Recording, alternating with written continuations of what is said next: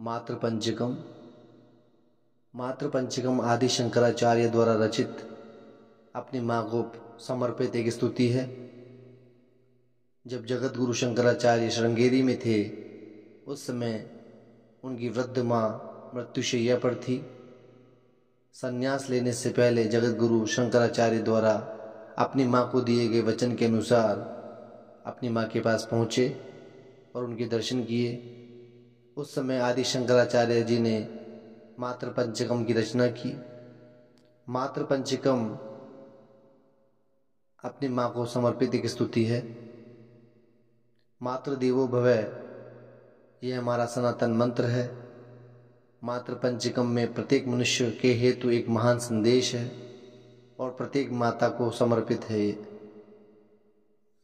जब पश्चिमी दुनिया ने मातृत्व के उत्सव को एक ही दिन तक सीमित कर दिया है, बल्कि तब हमारे सनातन धर्म ने इसे दैनिक कर्तव्य के रूप में मनाने हेतु हमें प्रेरित किया है। अब हम मातृपंचकम स्तुति का उच्चारण करेंगे।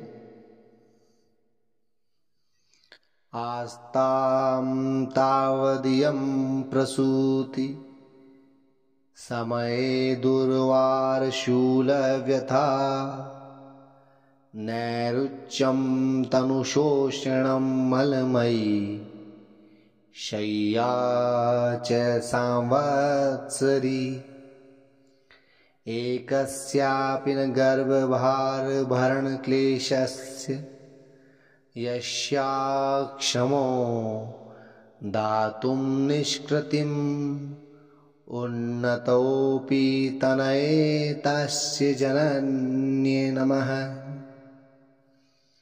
गुरुकुलमुपसृत्य स्वप्नकाले तु दृष्ट्वा यदि समुचित वेशं प्रारुदो मां त्वमुच्चैः गुरुकुलमथ सर्वं प्रारुदत्ते समक्षं सपदि चरणयोस्ते मातः रस्तु प्रणामः। न दत्तं मातः ते मरणसमये तोयमपि वा स्वधावानोदेया मरणदिवसे श्राद्धविधिना न जप्तो मातः ते मरणसमये तारकः मनु अकाले सम्प्राप्ते मयि कुरु दयां मातः अतुलाम्। मुक्तामणित्समं नयनं सम्ममेति राजेति जीवेति चिरं सुतः त्वम् इत्युक्तवत्यास्तव वाची मातः ददाम्यहं तण्डुलमेव शुष्कम्। अम्ब इति तात इति शिव इति तस्मिन् प्रसूतिकाले यदवोचुच्चे